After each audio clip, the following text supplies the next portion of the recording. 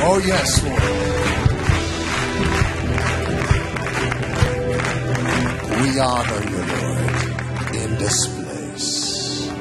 In the name of Jesus Christ. Hallelujah. Ta fidélité durera toujours. Ta fidélité durera toujours. Tu m'as promis d'être avec moi. Je m'accroche à toi. Je m'accroche à toi. Tu m'as promis d'être avec moi. Ta fidélité durera toujours. Ta fidélité durera toujours. Tu m'as promis d'être avec moi. Je m'accroche à toi. Je m'accroche à toi. Je m'accroche à toi. Tu m'as promis d'être avec moi. Ta fidélité durera toujours. Oh, ta fidélité durera toujours. Disons, tu m'as promis, Seigneur, d'être avec moi. Je m'accroche à toi, je m'accroche à toi. Je m'accroche à toi. Tu m'as promis ta fidélité durera toujours. Ta fidélité durera. Ta fidélité durera toujours. Ta fidélité durera. Oh, ta fidélité, oh, durera. Oh, ta fidélité, oh, ta fidélité durera. Oh, ta fidélité, oh, durera. Ta fidélité durera. Ta fidélité durera. Oh, ta durera. Ta fidélité durera. Oh, ta fidélité. Merci pour ta fidélité. Merci pour ton amour. Merci pour ta grâce, ô Éternel. Tu es fidèle envers nous. Quand nous ne sommes pas fidèles envers toi, tu es fidèle envers nous. Quand nous ne sommes pas fidèles envers nous-mêmes, tu es fidèle envers nous. Quand nos proches et nos parents ne sont pas fidèles envers nous, Seigneur, merci pour ta fidélité. Ta fidélité durera. Ta fidélité durera. Ta fidélité durera toujours. Ta fidélité durera toujours. Ta fidélité durera toujours. Oh, ta ta fidélité.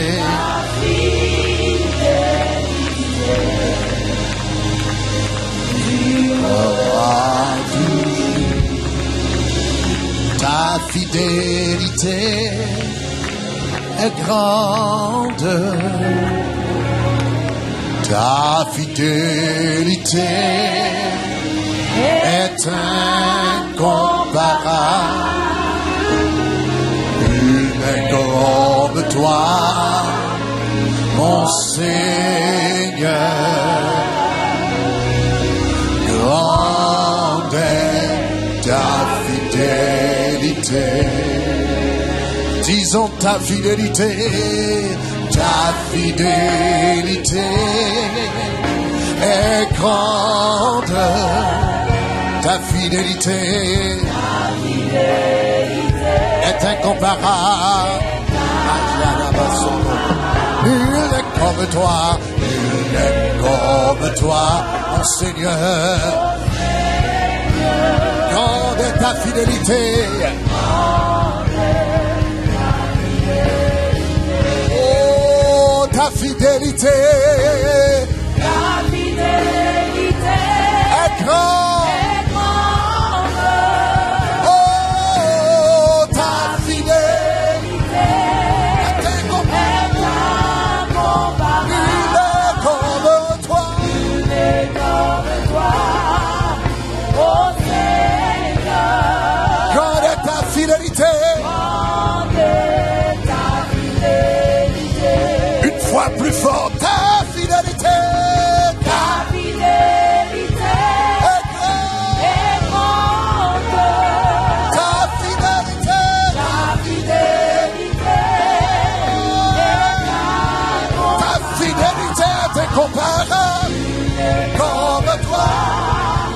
Ô Seigneur. Grande est ta fidélité. Ta fidélité.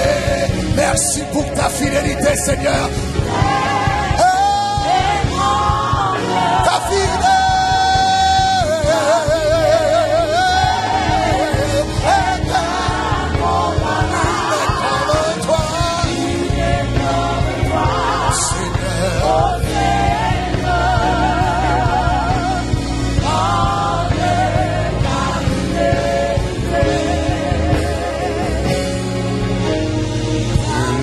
Comme toi, mon Seigneur, grande est ta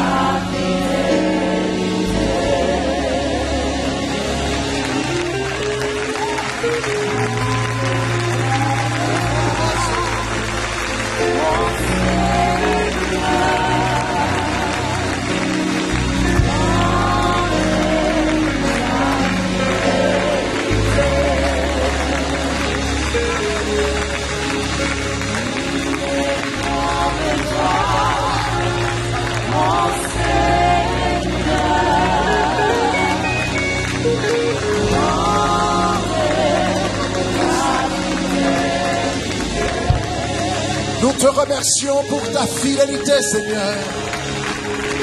Nous te remercions pour ta compassion, Seigneur. Nous te remercions pour ta patience envers nous, Seigneur. Nous te remercions pour ta grâce qui se renouvelle chaque matin, Seigneur. Nous te remercions, Seigneur, pour ta providence dans notre vie.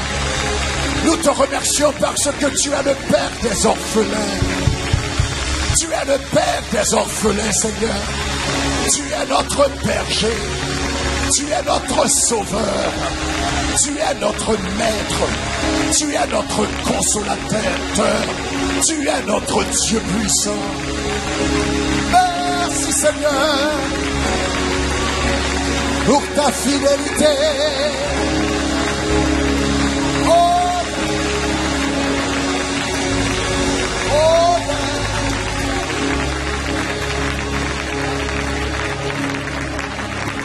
oh,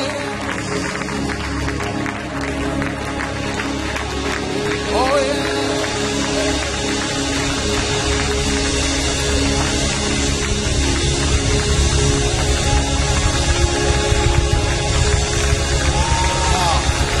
Worship him. Adore-le. Élève-le. Magnifie-le. Exalte-le en ce lieu. Glorifie son nom. Extraordinaire. Son nom agréable. Son nom magnifique. Karobo sanamama. Tikorobo sharabaka sarabaka. Tenoboko sarabaka rabasorobo kababa. Rebeterebo soroboko kababa soroboko. Iboko robo sarabaye.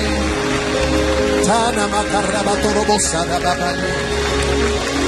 Tereboko sarabako yerebo sharakaka. Tarbatorobo sarabaka. Seigneur, nous t'élevons, nous t'exaltons, nous te glorifions, nous te magnifions. Reçois l'adoration de ton peuple, reçois l'adoration de tes enfants, reçois l'adoration de l'épouse, reçois le cantique de l'épouse, reçois l'amour de l'épouse, reçois les affections de l'épouse. Au nom de Jésus, reçois, ô Éternel, alléluia, les grâces de l'épouse. Reçois les cadeaux de l'épouse. Reçois les compliments de l'épouse. Reçois les appréciations de l'épouse. Nous te célébrons. Nous te glorifions, ô Éternel. Oh, règne dans ce lieu au nom de Jésus. Règne sur notre vie au nom de Jésus. Règne sur notre santé au nom de Jésus. Règne sur notre carrière au nom de Jésus. Règne sur les ministères de cette église au nom de Jésus. Règne sur les hommes de cette église. Namako. Règne sur les femmes de cette église au nom de Jésus. Règne sur les pasteurs de cette église. Règne sur les chantres de cette église.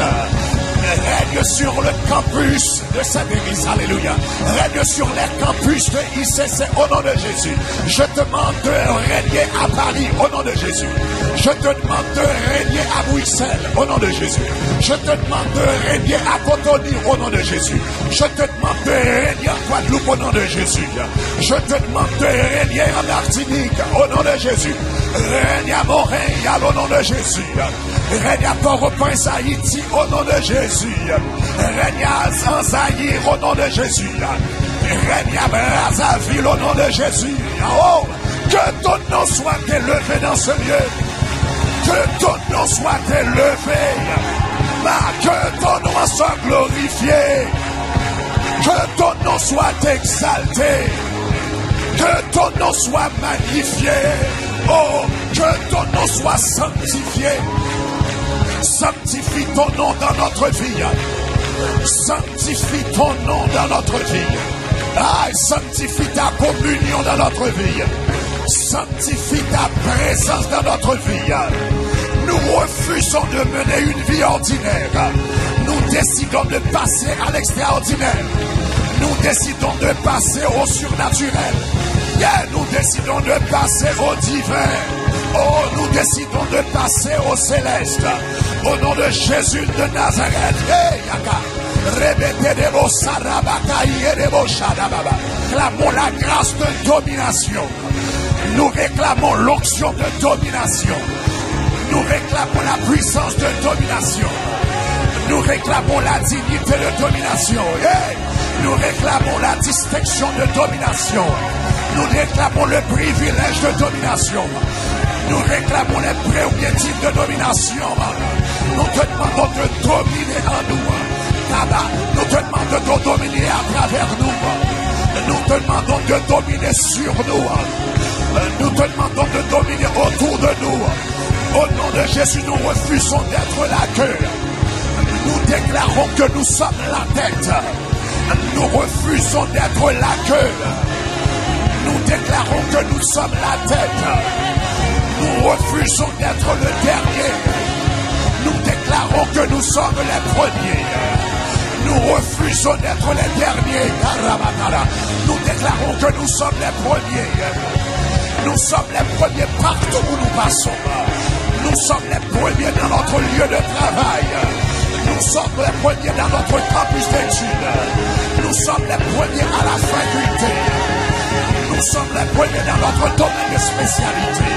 Nous sommes les premiers dans nos entreprises. Nous sommes les premiers dans nos quartiers. Nous recevons l'esprit de domination. Nous recevons la grâce de domination. Nous recevons la puissance de domination. Nous recevons la prérogative de domination. Merci pour les couronnes que tu es en train de distribuer. Je vois le Seigneur distribuer les couronnes dans cette salle. Je vois le Seigneur couronner les hommes et les femmes dans cette salle. Je vois le Seigneur accorder la promotion dans cette salle au nom de Jésus. Merci pour les rois que tu es en train d'élever. Merci pour les rois que tu es en train d'élever. Merci pour les reines que tu es en train d'élever. Merci pour les princes que tu es en train d'élever. Merci pour les princesses que tu es en train d'élever. Je reçois l'onction de domination. Je reçois l'onction de domination. Je reçois l'onction de domination. Je reçois l'onction de domination. Je dis Grégory domine. Je dis Grégory domine. Je dis Patricia domine. Je dis Pasteur Maud domine. Je dis Pasteur Yvan domine. Je dis ICC domine. Tant que tu vivras, dit l'Éternel, nul ne tiendra devant toi, dit l'Éternel. Tant que tu vivras, dit l'Éternel, nul ne tiendra devant toi, dit l'Éternel. Que Karabasorobo Sharabaya, Imoko Rebetelebo Sarabaya, Rabatoloboko Selebo Sharabaya, Imoko Roboko Selebo Sharabaya. Réclame ton héritage en ce lieu. Réclame ton territoire en ce lieu. Jacob a pu résister à Dieu parce qu'il était sur son territoire. Et nous déclarons si Jacob a pu résister à Dieu. Et au nom de Jésus de Nazareth, il n'y a aucun ennemi que tu ne puisses résister. Parce que tu es dans ton territoire, au nom de Jésus. Il n'y a aucun démon que tu ne puisses résister. Parce que tu es dans ton territoire. Reçois ton héritage au nom de Jésus. Reçois ta grâce au nom de Jésus. Reçois tes bénédictions au nom de Jésus. Reçois tes bénédictions au nom de Jésus. Reçois tes prérogatives au nom de Jésus. Reçois tes privilèges au nom de Jésus. Nous t'exaltons, ô Éternel. Nous t'élevons, ô Éternel.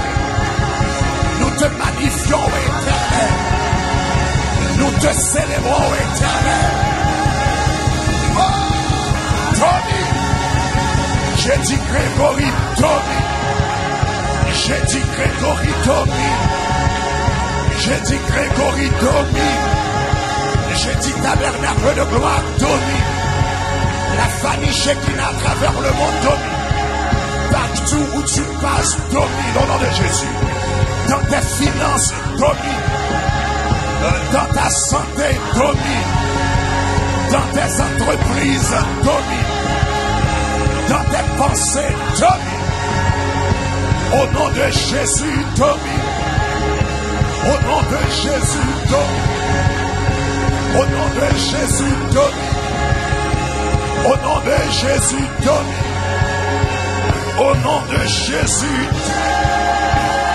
Alléluia. Crions Alléluia. Crions Alléluia. Crions Alléluia. Crions Alléluia.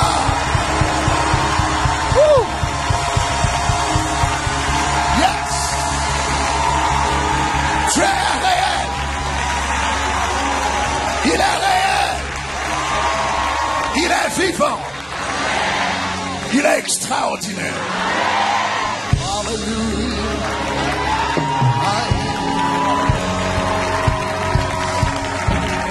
Thank you. Vous pouvez vous asseoir dans la présence de Dieu. Merci Seigneur. Oh yeah.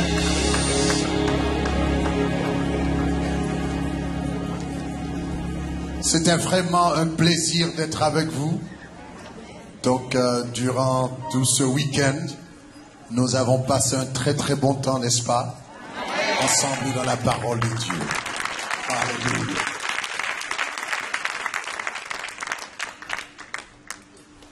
Thank you, Lord. Alléluia. Donc, vendredi soir, comme nous avions dit que le thème c'est vivre Christ, et nous avions proposé le sous-thème du grand secret de la manifestation du Christ. Et nous avions dit durant l'introduction que le grand secret, au fait, c'est la plénitude du Saint-Esprit. Mais la plénitude du Saint-Esprit, c'est comme une grande rivière qui a plusieurs embranchements. Et le prophète Ésaïe nous parle de ces différents embranchements du Saint-Esprit. Dans Ésaïe chapitre 11, les versets 1er et 2, il dit « Puis un rameau sortira du tronc d'Isaïe, un rejeton naîtra de ses racines, et l'esprit de l'Éternel reposera sur lui, l'esprit de sagesse et d'intelligence, esprit de conseil et de force, esprit de connaissance et de crainte de l'Éternel. » Hier soir, nous avions parlé de l'esprit de l'Éternel. Ce matin, au premier culte, nous avions parlé de l'esprit de sagesse et d'intelligence. Au second culte, nous avions parlé de l'esprit de conseil et de force. Et maintenant, nous aimerions conclure avec le troisième et dernier couple d'esprit, qui est l'esprit de connaissance et de crainte de l'Éternel. Esprit de connaissance et de crainte de l'Éternel. Donc, je voudrais tout d'abord vous parler un petit peu, définir qu'est-ce que c'est que la connaissance de l'Éternel. Donc, nous allons parler de la connaissance de l'Éternel et les différentes étapes de la connaissance de l'Éternel. Puis, nous parlerons de la crainte. Qu'est-ce que c'est que la crainte? Et quelles sont les bases de la crainte de Dieu? Qu'est-ce qui nous amène à craindre Dieu? Et finalement, nous terminerons avec quelques conseils pratiques pour nous aider à marcher dans la crainte de Dieu. Donc, on commence tout d'abord. Donc, ici, l'auteur dit, l'esprit de l'Éternel reposera sur lui. Et le dernier couple, dans le dernier couple d'esprit, il a dit, c'est l'esprit de connaissance et de crainte de l'Éternel. Ici, c'est l'esprit de connaissance et de crainte de l'Éternel. Donc, la connaissance dont il est question ici, ce n'est pas une connaissance générale. C'est une connaissance très, très spécifique. C'est le couple, c'est connaissance et crainte de l'Éternel. En d'autres termes, c'est la connaissance de l'Éternel et la crainte de l'Éternel. Donc, nous allons regarder donc ces deux choses, la connaissance de l'Éternel et la crainte de l'Éternel. Premièrement, qu'est-ce que c'est que la connaissance de l'Éternel? La connaissance de l'Éternel, c'est quoi? Connaître Dieu, c'est simplement marcher dans une vie d'intimité avec Dieu. Connaître Dieu, c'est marcher dans une vie d'intimité avec Dieu. C'est mener une vie intime avec l'Éternel des armées. Maintenant, cette intimité dont il est question ici passe par 3 étapes. L'intimité avec Dieu passe par 3 étapes. Premièrement, elle commence par une vérité, elle se convertit en une expérience et elle devient une relation personnelle. Donc je vous donne les étapes et nous allons les regarder un peu plus près. L'intimité avec Dieu commence par une vérité qui se convertit en une expérience et qui devient une relation personnelle. Donc, regardons ces 3 phrases, ces 3 énoncés d'un peu plus près. Premièrement, la connaissance de l'Éternel commence par la vérité. Disons la vérité. Dans Jean chapitre 4, le verset 24, Jésus-Christ, s'adressant à la femme samaritaine, dit « Dieu est esprit et il faut que ceux qui l'adorent, l'adorent en esprit et en vérité. » Il faut que ceux qui l'adorent l'adore en esprit et en vérité. Cette phrase est très pertinente pour nous aujourd'hui. Parce que dans un monde de pluralisme religieux, les gens veulent nous faire comprendre que toutes les pensées se valent. Toutes les religions se valent. Tous les courants religieux, spirituels se valent. Toutes les spiritualités se valent.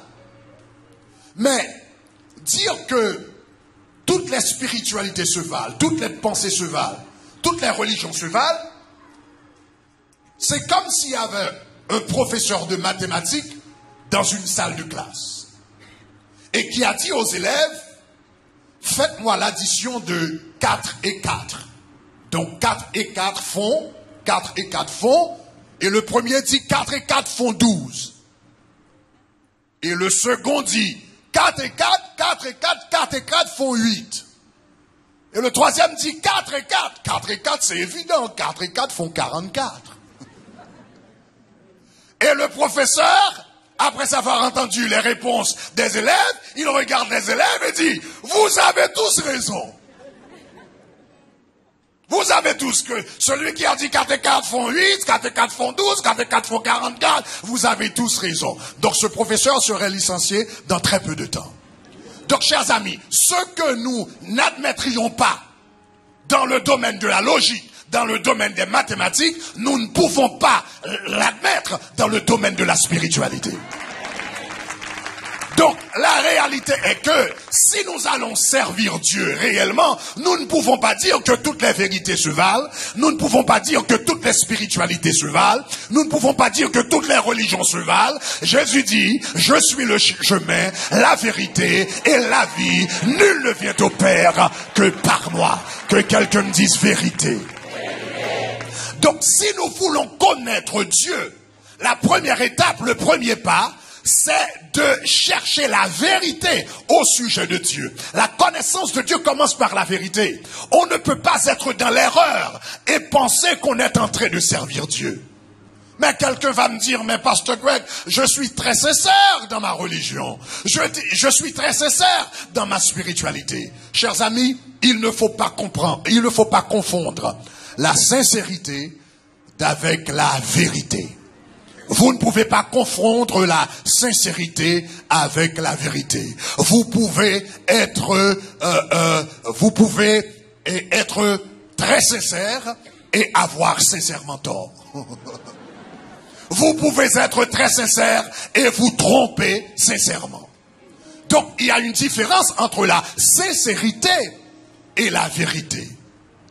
Je me rappelle une fois, ça fait longtemps, hein, ça fait des années, j'étais étudiant à Dallas, Texas.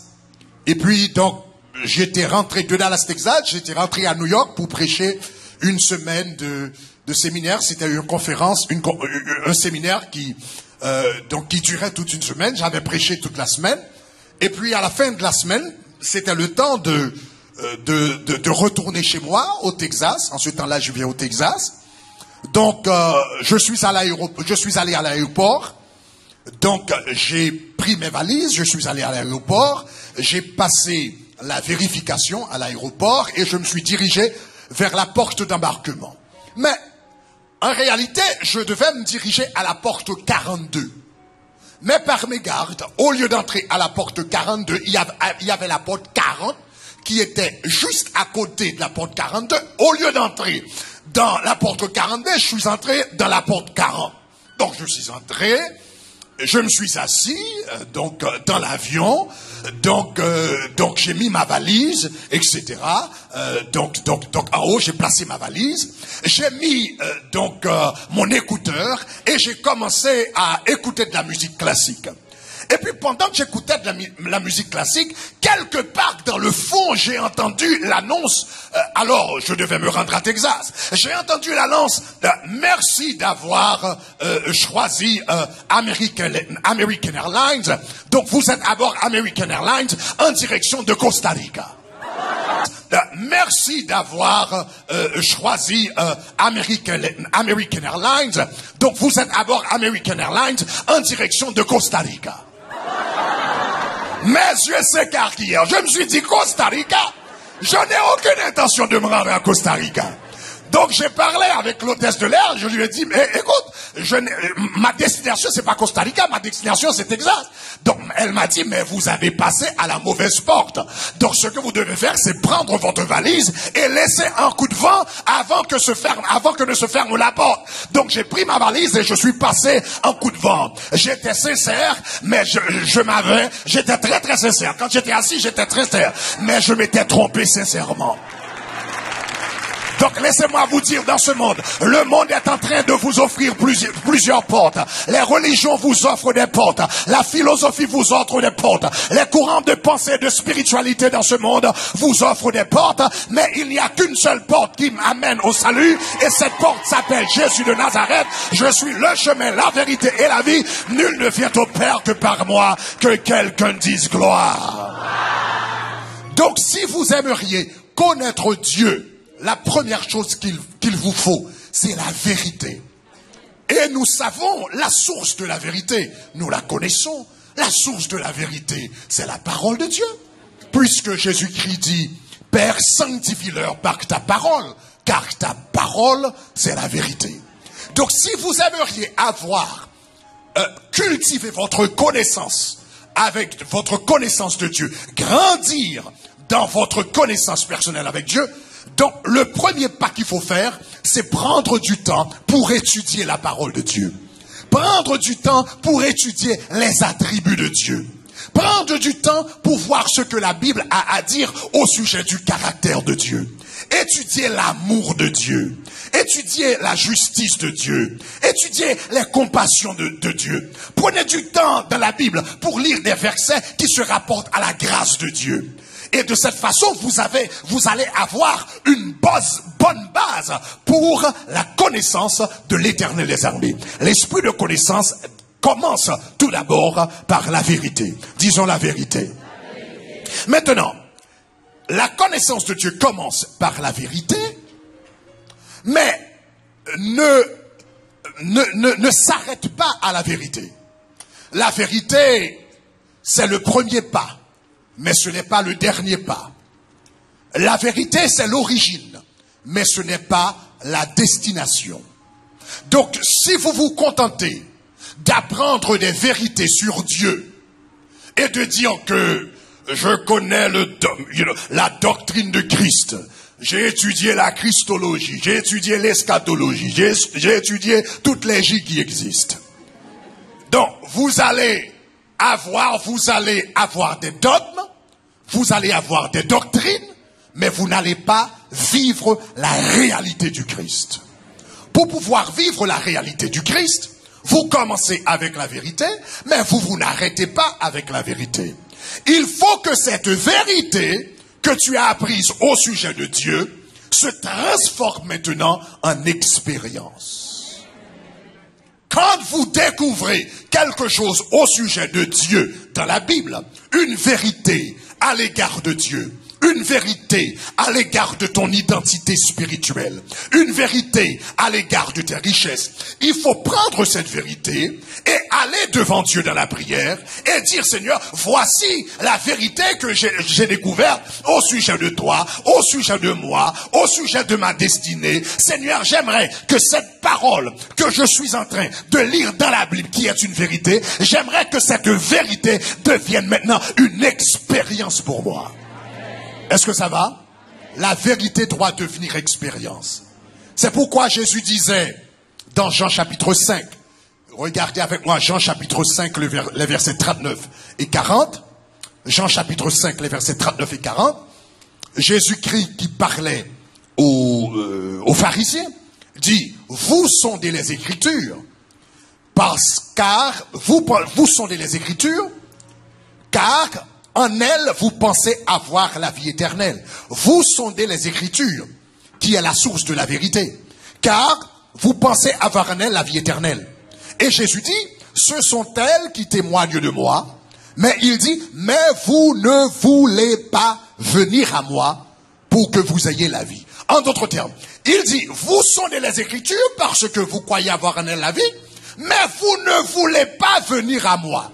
qu'est-ce que cela implique? Cela veut dire, quand Jésus dit, vous sondez les Écritures, vous ne voulez pas venir à moi, en d'autres termes, les Écritures devraient vous amener à Christ. La Bible devait vous amener à Christ. Quand vous lisez quelque chose dans la Bible, il faut que cette vérité que tu as découverte dans la Bible t'amène à une autre expérience, à une autre dimension de relation avec Jésus-Christ. Autrement, vous êtes comme un pharisien, comme un religieux, qui sait de grandes vérités au sujet de Dieu, mais ce sont des vérités stériles. Donc, les vérités que tu as apprises doivent t'amener à faire une expérience, des expériences personnelles avec Dieu. Chers amis, la vérité qu'on connaît réellement, c'est la vérité qu'on a expérimentée. On ne connaît réellement que ce que l'on a expérimenté. Je reprends. On ne connaît réellement que ce que l'on a expérimenté. Les patrons dans le monde des affaires savent cela. Donc vous pouvez venir aller par exemple essayer d'être embauché dans un travail, vous avez un bon CV, vous avez des diplômes, vous avez eu de très bonnes notes à l'école, etc., etc. Et quand vous arrivez au lieu de travail, l'une des premières questions qu'ils vont vous poser, ils vont vous dire combien d'années d'expérience avez-vous en gestion? Combien d'années d'expérience avez-vous en comptabilité? Combien d'années d'expérience avez-vous en management? Je sais que vous avez les diplômes, je sais que vous avez la théorie, je sais que vous avez passé 4 ans à l'école, mais la vraie connaissance, c'est la connaissance que vous avez expérimentée. Combien d'années d'expérience avez-vous? Donc quand il est question de la connaissance de Dieu, il ne s'agit pas d'étudier la Bible, il ne s'agit pas d'avoir une maîtrise ou un doctorat, tout ça c'est très très bien, mais vous devez franchir une autre étape et faire que cette connaissance que tu as acquise de Dieu devienne expérience dans ta vie. Que quelqu'un me dise expérience. Donc il y a une différence entre connaître quelqu'un et connaître des choses au sujet de quelqu'un. Par exemple, quelqu'un peut connaître mon nom, quelqu'un peut connaître mon nom, ou bien donc mon nom tout entier, complet, parce que on m'appelle Grégory, mais mon vrai nom c'est Jean Fritzberg, Grégory tout ça. Je me rappelle la première fois que je suis entré aux États-Unis, parce que vous savez, les Américains sont très très directs.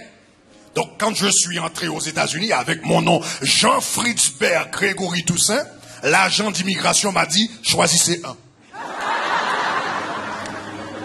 Donc j'ai choisi Grégory, je suis resté avec Grégory. Donc il se peut que vous connaissiez le nom complet de Grégory, Jean Fritzberg Grégory Toussaint, et que vous sachiez ma date de naissance, et que vous connaissiez le nom de ma femme, et le nom de mes enfants, etc.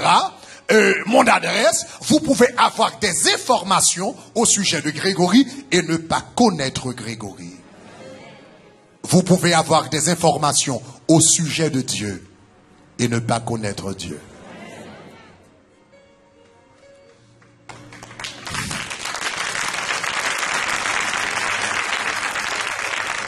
Il ne suffit pas d'avoir des informations au sujet de Dieu, de connaître des versets bibliques, d'étudier la théologie, de connaître des attributs de Dieu, etc. Il faut avoir une expérience personnelle avec lui.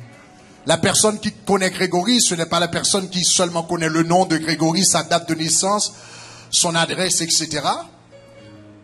C'est la personne qui connaît Grégory, c'est la personne qui a serré la main de Grégory. C'est la personne qui a eu une conversation face à face avec Grégory. C'est la personne qui est assise à table avec Grégory et qui a mangé avec lui.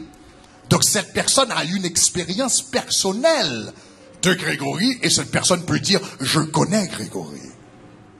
Donc la connaissance de Dieu, deuxièmement, ça se convertit en une expérience. Mais l'expérience ne suffit pas.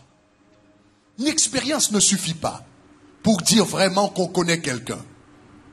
On peut avoir une expérience, on peut rencontrer quelqu'un une fois.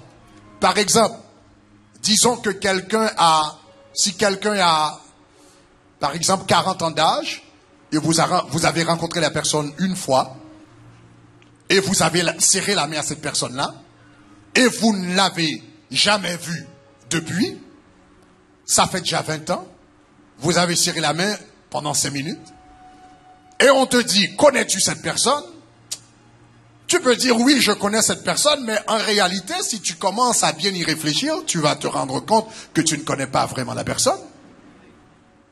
Il y a 3 ans de cela, il y a une figure très connue aux États-Unis.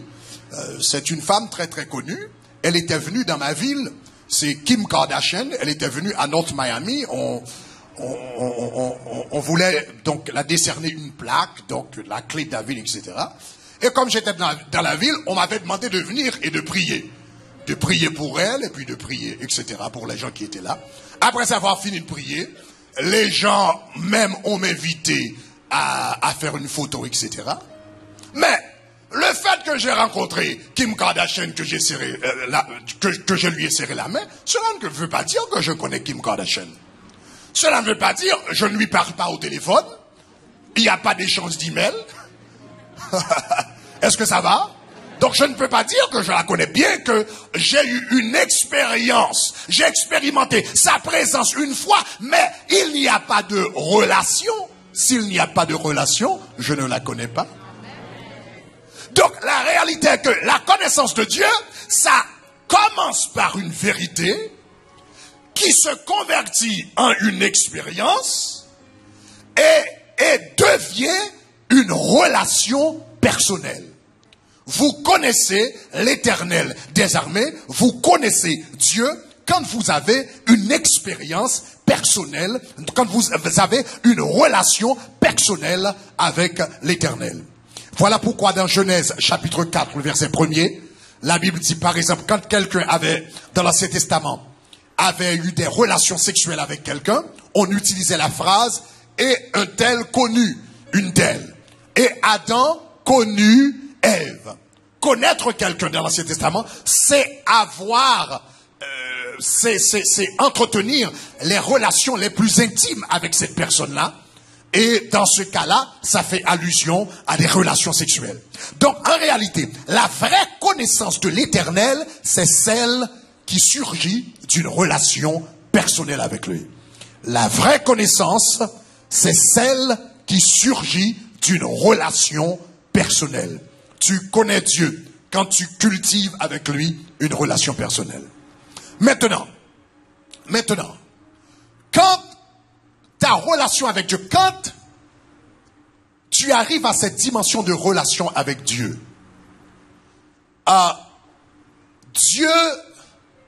Dieu devient réel. Dieu devient une personne peut-être même plus réelle que les autres personnes autour de toi, même plus réelle que les autres personnes dans ta vie. Tu sais identifier sa voix. Dans le livre des Actes des Apôtres, il y a une fois, la Bible parlait et il a dit, dans ce moment il a dit, un ange a dit, et quelques versets plus tard, la Bible dit, un ange a dit à Paul, et quelques versets plus tard, le Saint-Esprit de Dieu a dit à Paul. Paul avait une relation si intime avec le Saint-Esprit de Dieu qu'il pouvait différencier la voix du Saint-Esprit de la voix d'un ange. Ouh. Quelle relation personnelle! Gloire à Dieu. Quelle relation intime, quelle relation intense. Il pouvait différencier la voix du Saint-Esprit de la voix d'un ange. Donc quand vous arrivez à ce point-là, donc le Saint-Esprit de Dieu devient une personne réelle. Jésus-Christ devient une personne réelle. Le Père devient une personne réelle. Tu entends sa voix, tu connais sa voix, tu connais ses désirs, tu connais ses habitudes, tu sais ce qu'il veut. Dieu devient une personne réelle. Maintenant, laissez-moi mentionner ceci. Les relations personnelles créent toujours des obligations morales. Les relations personnelles crée toujours des obligations morales. Si je ne connais pas quelqu'un, si je ne connais pas une personne, et qu'elle vienne frapper à ma porte, je peux regarder par la fenêtre et ne pas ouvrir. Et je retourne au lit et je me couche et puis je n'ouvre pas. Si je ne connais pas la personne et la personne vient frapper à ma porte, je peux regarder par la fenêtre et ne pas ouvrir. Mais si cette personne est un ami, si cette personne est un membre de la famille, si cette personne c'est quelqu'un que je connais, quand cette personne frappe à ma porte, à cause de la relation personnelle que j'ai avec lui ou avec elle, je me trouve dans l'obligation morale d'ouvrir cette porte. Donc là où il y a des relations, une relation personnelle, il y a des obligations morales. De la même manière, quand tu commences à cultiver des relations personnelles avec Dieu, cela va entraîner des obligations morales par rapport à Dieu qui s'appelle l'obéissance. Donc quand tu cultives ta relation avec Dieu, j'ai lu un auteur qui s'appelle Blackaby, je crois, donc qui s'appelle Knowing God. Il a parlé de connaître Dieu et il a dit quelque chose d'intéressant. Il a dit, chaque fois que Dieu parle, il provoque une crise. Chaque fois que Dieu parle, il provoque une crise. En d'autres termes, chaque fois que Dieu parle, Dieu nous challenge. Il nous challenge, il nous confronte, il nous encourage, il y a un décalage entre notre mode de vie et ce à quoi Dieu nous appelle à la dimension, le niveau que Dieu nous appelle à atteindre. À chaque fois qu'il parle, nous étions là. Quand il parle, il nous dit de monter là. Et nous étions là maintenant. Donc nous montons et nous sommes arrivés là. Et il parle encore là. Donc, et Dieu est là. Donc, nous sommes obligés de remonter. À chaque fois, c'est comme il y a une crise, c'est comme il y a un décalage, c'est comme il y a quelque chose qui arrive dans ta vie, qui chambarde tout, qui déséquilibre tout, et tu vas changer de rythme, de paradigme, tu dois changer ta manière de penser, de faire des choses pour arriver à ce nouveau niveau avec Dieu. Alléluia. Disons la connaissance de Dieu. Donc, la connaissance de Dieu crée donc des obligations morales. Donc, quand tu as une relation personnelle avec Dieu, tu vas devoir grandir. Tu vas devoir adopter de nouvelles habitudes. Et tu vas devoir abandonner certaines habitudes. Donc, on grandit. Donc, ça c'est la crainte de l'Éternel. Et ça c'est la connaissance de l'Éternel. Et la crainte de l'Éternel, qu'est-ce que c'est, Pasteur Greg? Donc je le dis rapidement. La crainte de l'Éternel est liée à la connaissance de l'Éternel. Et vous allez voir la connaissance. Vous allez voir, si déjà vous comprenez la crainte de l'Éternel, que la crainte de l'Éternel entraîne des obligations morales, tu vois la relation entre la connaissance de l'Éternel et la crainte de l'Éternel.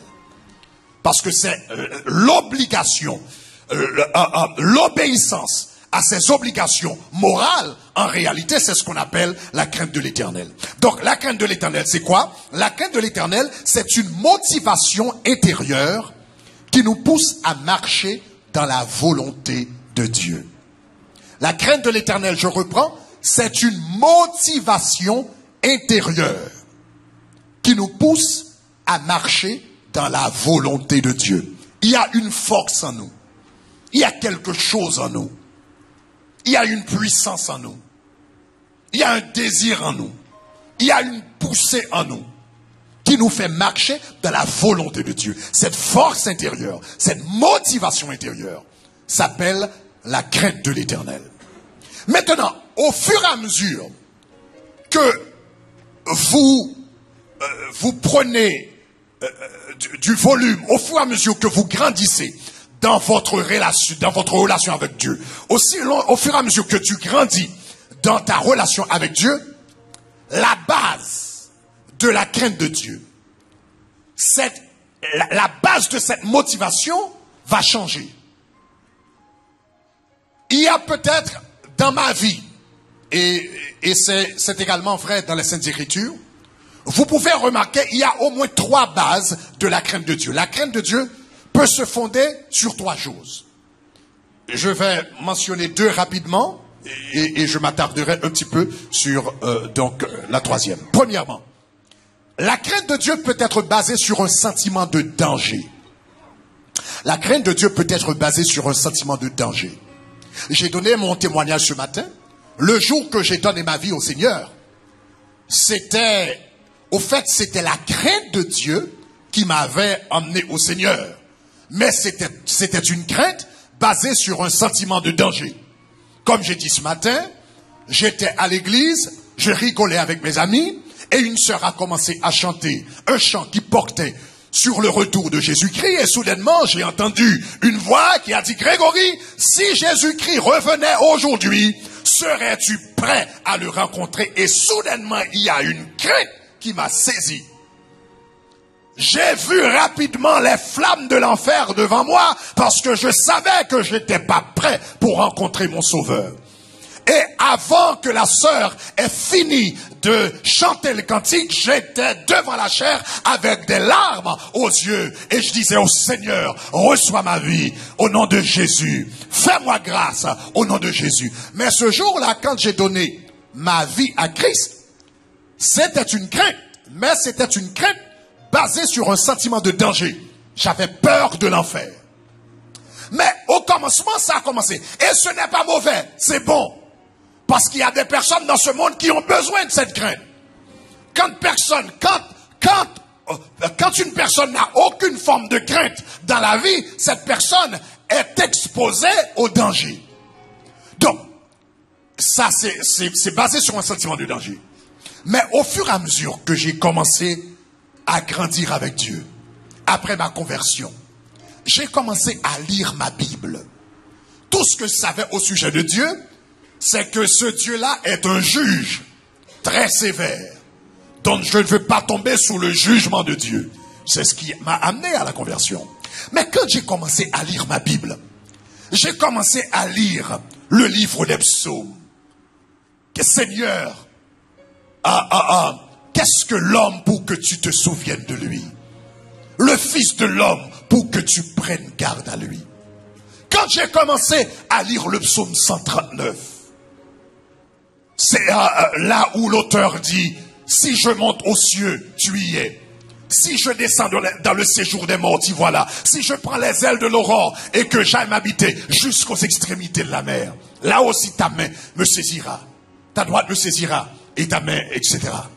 Quand j'ai lu le livre des Romains, qui pourra nous séparer de l'amour de Dieu manifesté en Jésus-Christ? J'ai commencé à découvrir le caractère de Dieu.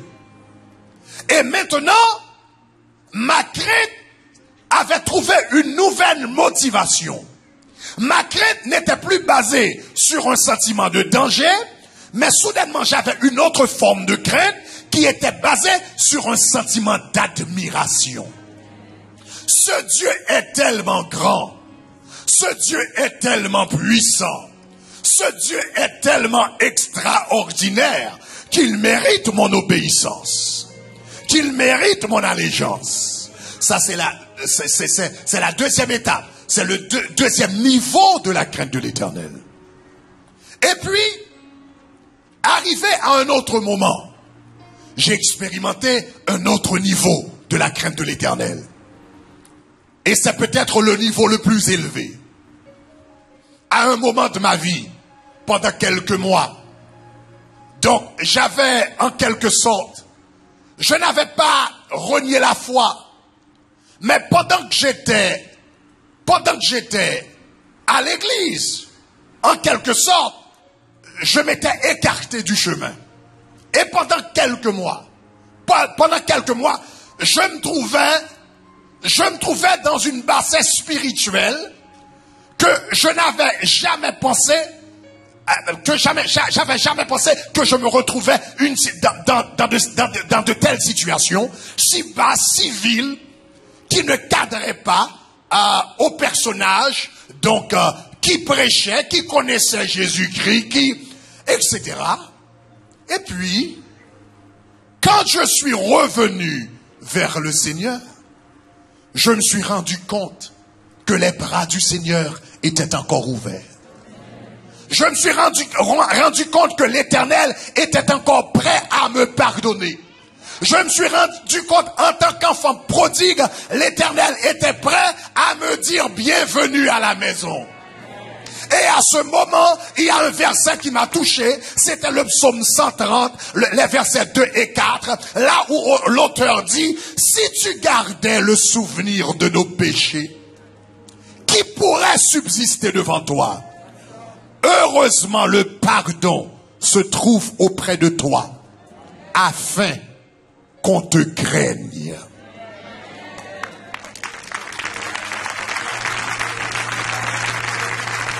Si tu gardais le souvenir de nos iniquités éternelles, Seigneur, qui pourrait subsister? Mais le pardon se trouve auprès de toi, afin qu'on te craigne. Il y a une crainte. Le premier niveau de crainte, c'est la crainte qui est basée sur un sentiment de danger. Le deuxième niveau de crainte, c'est la crainte qui est basée sur l'admiration. Le troisième niveau de crainte, et le niveau le plus élevé, c'est la crainte qui est basée sur un sentiment de gratitude. Seigneur, tu as tellement fait pour moi. Tu as été si généreux envers moi. Tu as usé tellement de compassion envers moi. Tu as usé tellement de bonté envers moi. Tu as usé tellement de patience envers moi. Seigneur, si tu gardais le souvenir de nos péchés qui subsistaient, heureusement le pardon se trouve afin qu'on te craigne. Seigneur, je te crains parce que tu es bon. Je te crains parce que tu es agréable. Je te crains parce que tu m'as pardonné. Je te crains parce que tu m'as élevé. Je te crains parce que tu m'as reçu. Je te crains parce que tu es compatissant. Je te crains parce que tu es miséricordieux. Je te crains parce que tu es mon Seigneur et mon souverain bien. Ça, c'est la crainte de Dieu qui est basée sur la gratitude. La crainte de Dieu qui est basée sur la gratitude la crainte de Dieu qui est basée sur la gratitude n'est plus crainte, elle devient amour.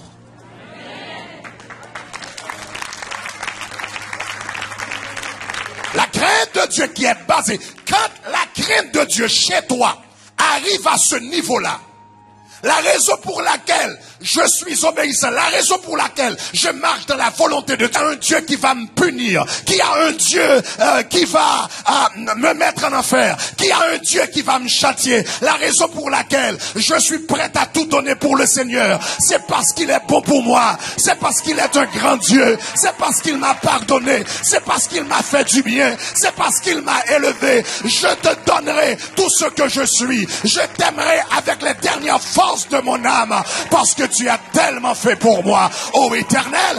À ce point, la crainte n'est plus la crainte, c'est l'amour. La crainte devient amour. Et c'est de ce phénomène-là que l'apôtre Jean parlait quand il a dit que l'amour bannit la crainte. Quand tu arrives à ce niveau-là, la crainte disparaît et devient amour. Et ce niveau de crainte, c'est le plus haut niveau de crainte qu'une personne puisse atteindre. Une personne, quand tu arrives à ce niveau-là, il n'y a rien qu'on puisse faire, il n'y a rien qu'on puisse faire, il n'y a rien qu'on puisse te donner pour t'inciter à désobéir l'Éternel. Il n'y a rien qui puisse t'attirer loin de lui, parce que l'Éternel représente ton trésor et ton souverain bien. Wow.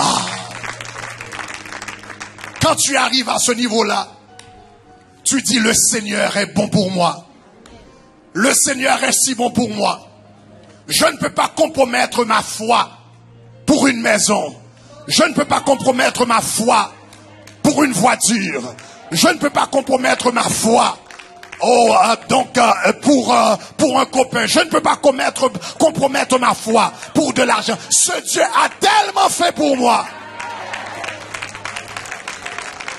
La crainte devient amour. Si tu gardais le souvenir de nos péchés, qui pourrait subsister devant toi? Il y avait un homme qu'on appelait Polycarpe. C'était un homme qui avait servi le Seigneur pendant longtemps. C'était un fils spirituel de l'apôtre Jean, qui a écrit l'évangile de Jean.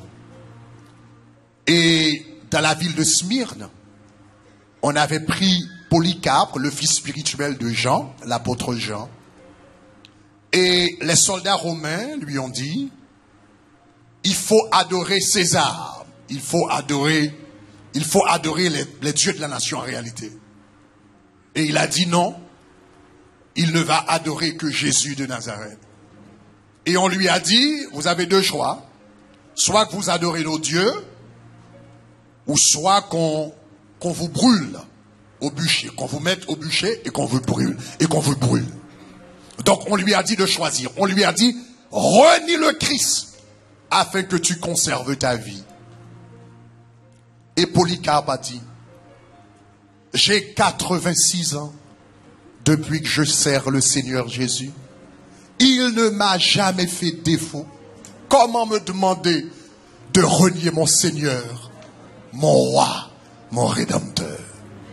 Chers amis, ça c'est la crainte basée sur l'amour. Même devant la mort, quand vous avez cette dimension de crainte-là, même la mort ne peut pas t'inciter à obéir le Seigneur, à désobéir le Seigneur. Même la mort ne peut pas te décourager dans ton devoir moral d'obéir Dieu. Maintenant, qu'est-ce que je dois faire pour marcher dans la crainte? 3 choses, rapidement. Premièrement,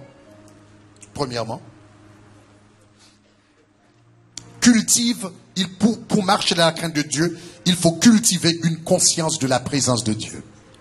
Cultiver une conscience de la présence de Dieu. Dieu est autour de nous. Dieu est toujours avec nous. Jésus-Christ est toujours avec nous. La raison pour laquelle nous ne rendons pas compte de la présence de Jésus avec nous, c'est parce que nous n'avons pas développé la conscience de sa présence. Quand vous voulez marcher dans la connaissance de Dieu et dans la crainte de Dieu, il faut développer cette conscience.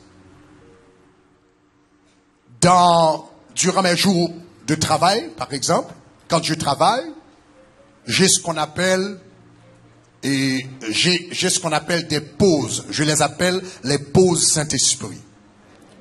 Et quand je prends une pause de Saint-Esprit, je mets mon alarme peut-être, donc chaque 45 minutes ou 1 heure de temps, que l'alarme sonne.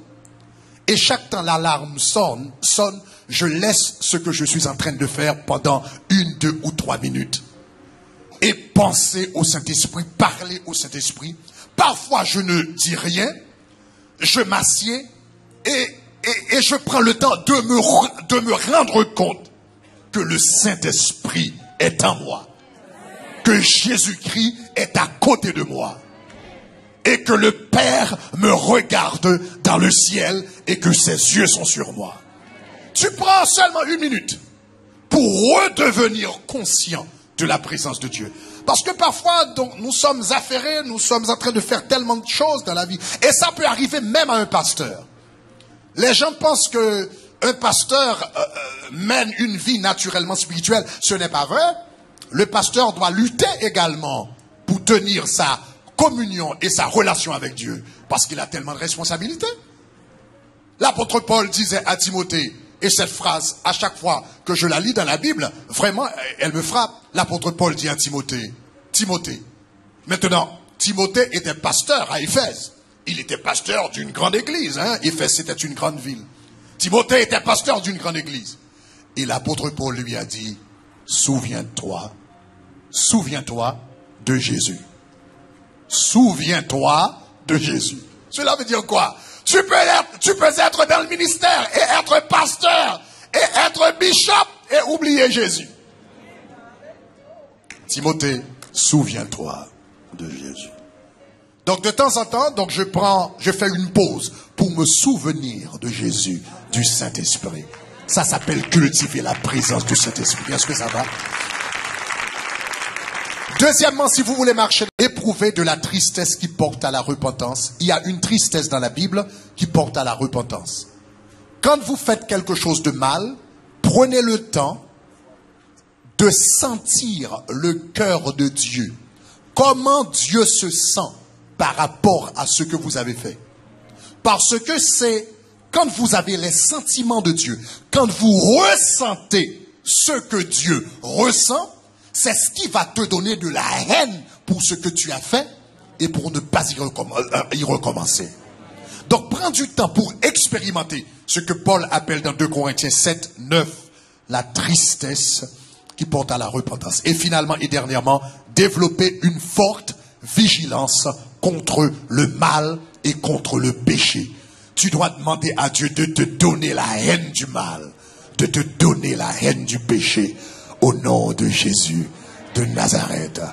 Esprit de connaissance et de crainte de l'Éternel, que l'Éternel te fasse grâce de marcher dans sa connaissance, que l'Éternel te fasse grâce de marcher dans sa crainte, et que cette crainte ne soit pas seulement basée sur un sentiment de danger, que cette crainte ne soit pas seulement basée sur un sentiment d'admiration, mais que cette crainte soit basée sur un sentiment de gratitude et devienne amour, au nom de Jésus de Nazareth. Élevons des acclamations au Seigneur.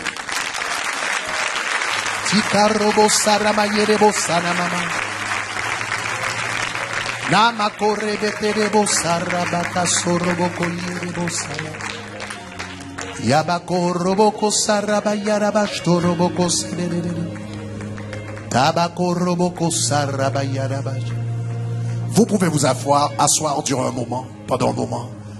Donc vous pouvez vous asseoir, les chantes peuvent monter. Mais nous allons avoir un temps, j'avais promis un temps de ministère, donc nous allons avoir un temps de ministère durant quelques minutes rapidement. Mais nous allons faire quelque chose de différent. Donc tout d'abord, on commence en adoration.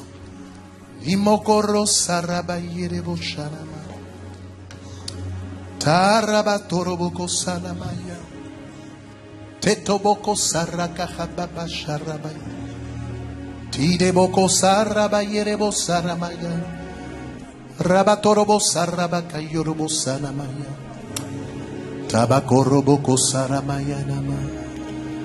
Tereboko saraka habasha. Tideboko roko habasaraka. Oh yeah. Nanama sorbokoye. Tendre Père, je t'adore. Je te donne ma vie. What are you saying, Lord? Je t'aime tant.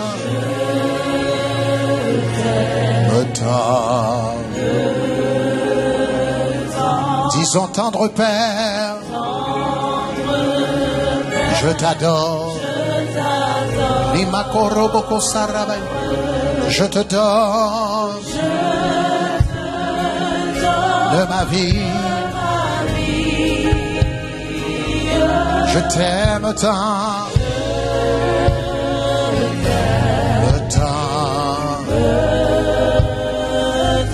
Disons tendre Père, je t'adore.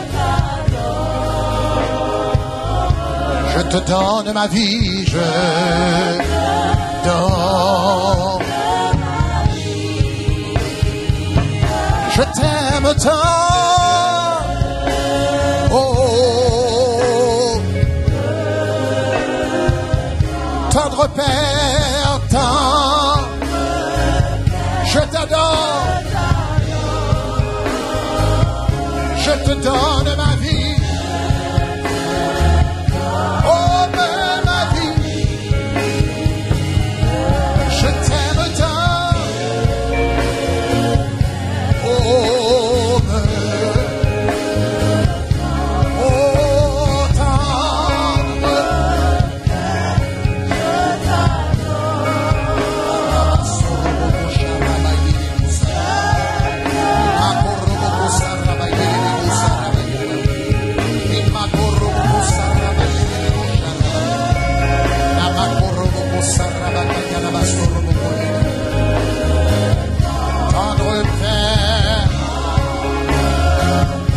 t'adore. Je te donne ma vie. Oh, je t'aime tant.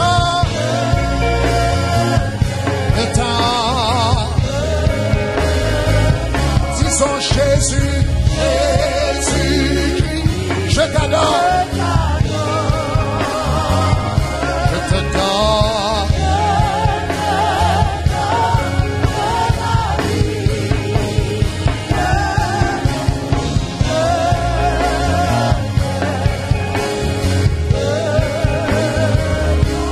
Je t'aime, je t'aime tant.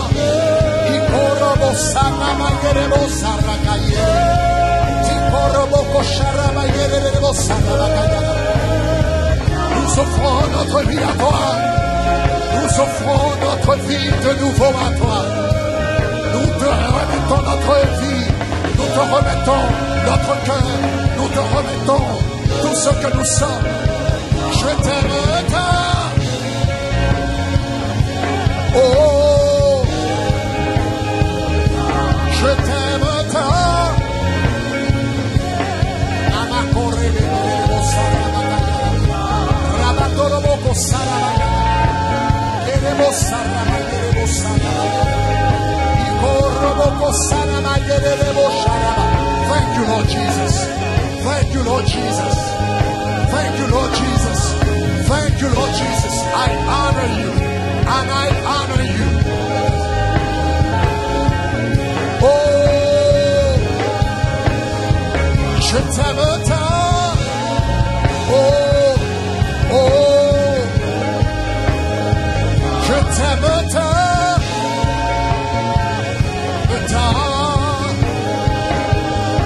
Je te donne, je te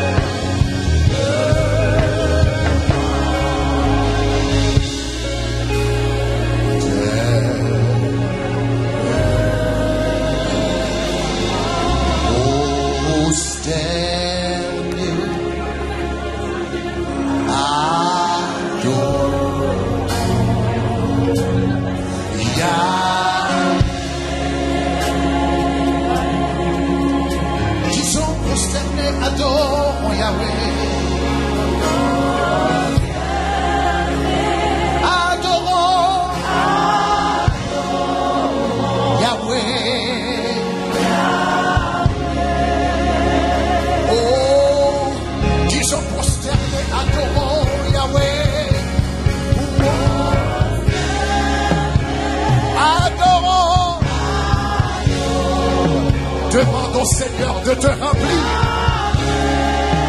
avec les 7 esprits de Dieu, les 7 opérations de Dieu, les 7 manifestations.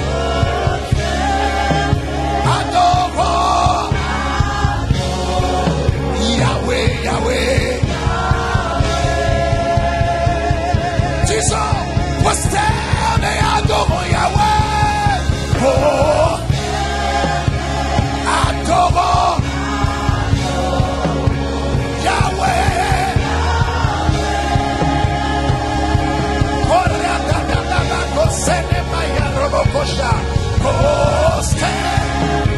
adorons Yahweh. Disons encore, prosterne et adorons. Oh, adorons Yahweh. Prosterne et adorons Yahweh.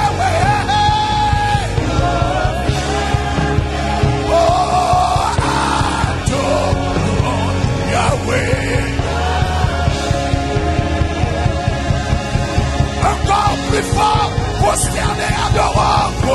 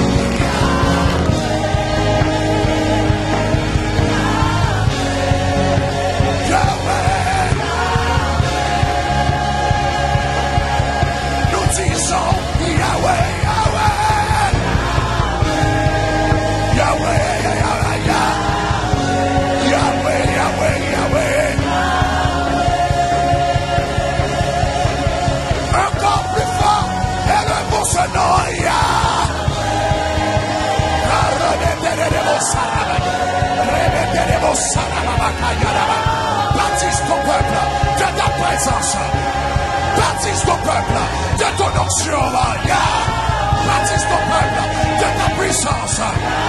Baptise ton peuple de ton autorité. Baptise ton peuple de ta plénitude. Au nom de Jésus. Oh! Yahweh. Yahweh. Invoquons ce nom. Élevons ce nom. Magnifions ce nom. Yahweh, Yahweh. Yahweh, Yahweh, Yahweh, Yahweh. Je dis, il y a la vie au nom de Jésus. Élevons-la. Yahweh. Yahweh, Yahweh. Nous disons Yahweh, Yahweh. Yahweh, Yahweh. Yahweh, Yahweh. Je dis, son nom s'appelle Yahweh. Celui qui guérit les malades. Celui qui accorde la liberté.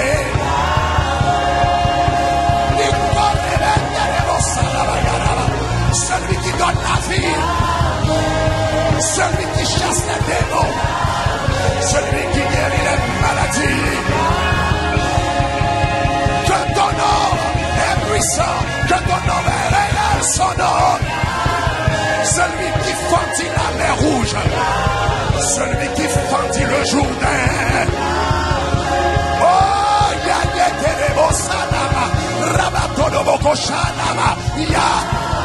celui qui donna la manne dans le désert. Celui qui arrêta le soleil. Oh, nous disons Yahweh. Yahweh. Yahweh. Oh, Yelebo Saraka Yelebo Shara. Koroboko Sarabayanabaso. Ikoroboko Sharabayanabaso. Rebeterebo Sarabayanaba. Roboko Sharabayanaba. Namagoy. Celui qui donne la vie. Celui qui donne la santé. Celui qui donne la liberté. Il s'appelle. Il donne la vie éternelle. Yahweh, là où tu es, demande à Dieu de te remplir de nouveau. Demande à Dieu de te remplir une fois de plus. Demande à Dieu de te remplir de sagesse. Demande à Dieu de te remplir d'intelligence. Demande à Dieu de te remplir de l'esprit de conseil. Demande à Dieu de te remplir de l'esprit de force. Oh, Yahweh! Yahweh! Demande-lui de te remplir de connaissance. Demande-lui de te remplir de la crainte de l'Éternel.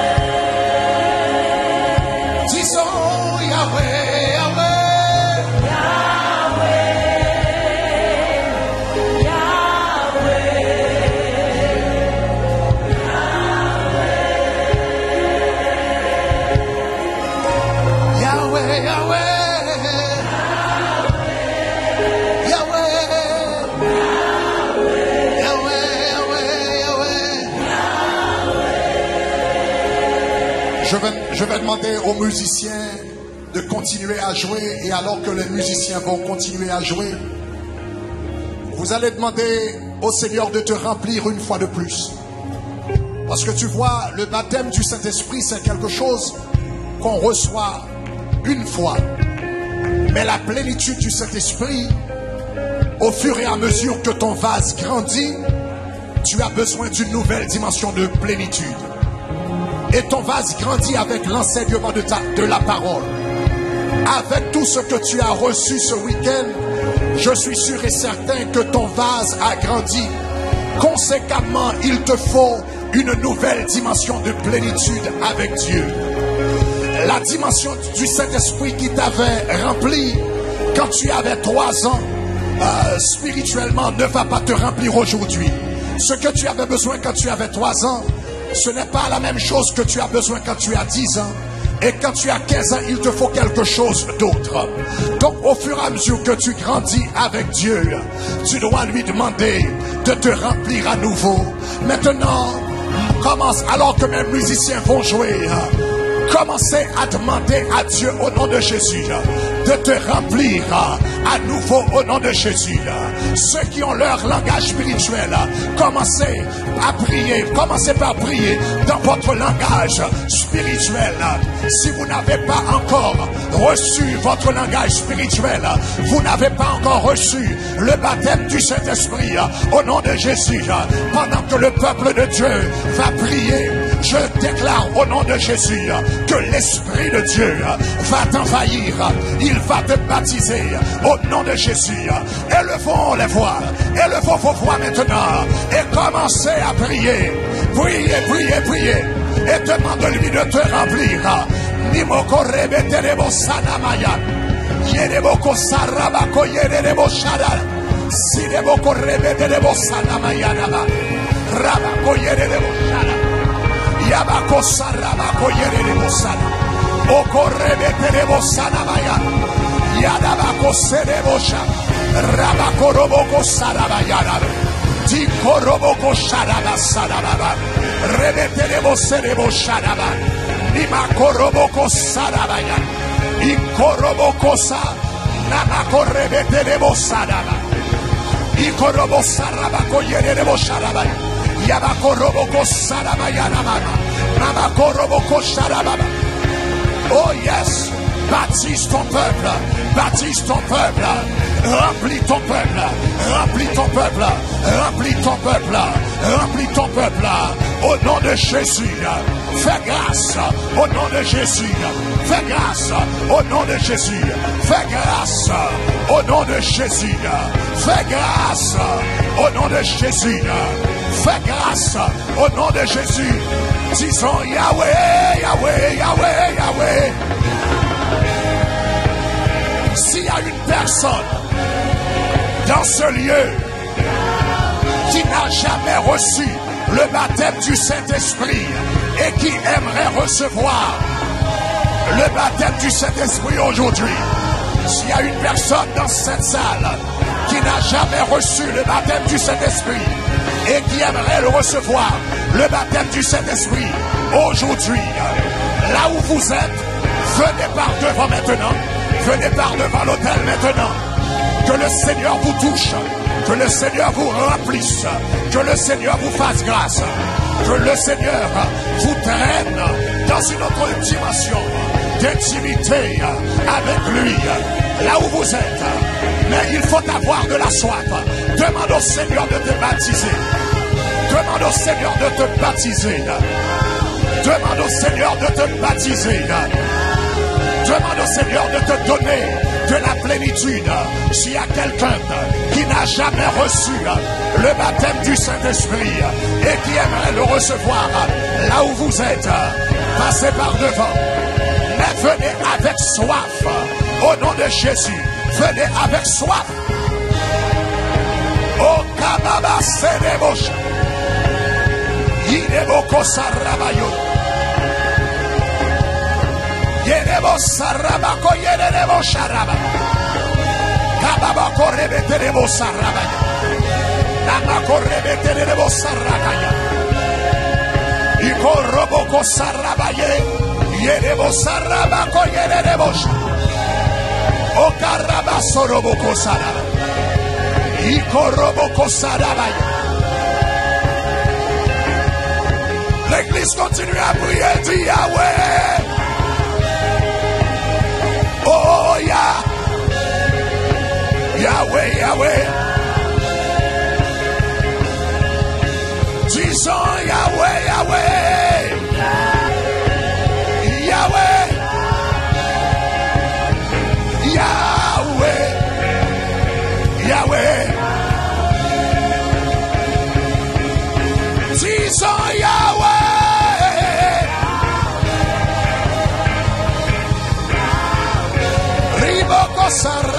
Yorobo Sarabaya. Roboko Sarabaya. Yorobo Sarabaya.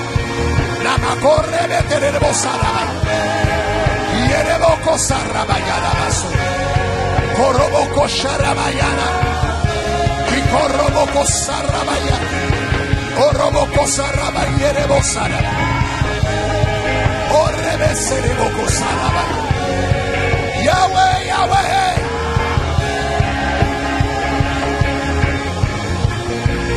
Oh yeah, yeah, yeah. Si vous êtes sur Internet, vous aimeriez recevoir le baptême du Saint-Esprit également.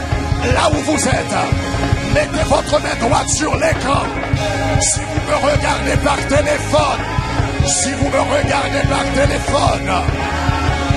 élève le téléphone avec la main droite au nom de Jésus de Nazareth. Alléluia. Yahweh, Yahweh. Oh Yahweh. Esprit de conseil, esprit de conseil, esprit de conseil, remplis ce lieu au nom de Jésus.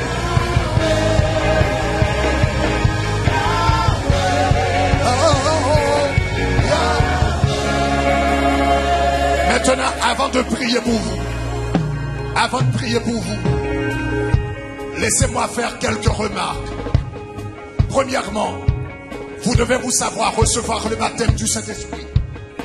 Ce n'est pas quelque chose qui soit si difficile. C'est une question de foi. La Bible dit, Jésus dit, si vous, des hommes méchants, vous savez donner de bonnes choses à vos enfants, à combien plus forte raison, moi, le Père, donnerai-je le Saint-Esprit à ceux qui me le lui demandent. Donc, le baptême du Saint-Esprit, Dieu a déjà promis qu'il donnerait le baptême à n'importe qui lui demanderait le baptême. Donc maintenant, c'est une question de foi. Il est disposé à le faire. Tout ce que vous avez à faire, c'est de croire le Seigneur Jésus-Christ. Donc premièrement, il faut croire que le Seigneur va être fidèle à sa parole. Il faut éliminer les doutes. Il faut croire que le Seigneur est fidèle à sa parole. C'est la première chose. Deuxièmement, vous devez savoir également que quand le Seigneur te baptise de ton esprit, le Seigneur, ce qu'il fait, quand il te baptise de son esprit, quand il te donne le parler en d'autres langues, ce qu'il fait, c'est qu'il dépose une autre langue dans ton esprit. Il le fait dans ton esprit, mais il ne le fait pas nécessairement et directement sur tes lèvres. L'Éternel te donne un mot dans ton esprit, mais c'est toi qui as la responsabilité d'exprimer ce que le Seigneur est en train de mettre dans ton cœur. Je me rappelle quand je cherchais le baptême du Saint-Esprit, le Seigneur me l'avait donné dès le premier jour. Et j'ai passé 6 mois à encore demander le baptême du Saint-Esprit. À chaque fois, je priais, je pouvais entendre une autre langue dans mon esprit, mais j'attendais à ce que Dieu lui-même descende et vienne mouvoir mes lèvres.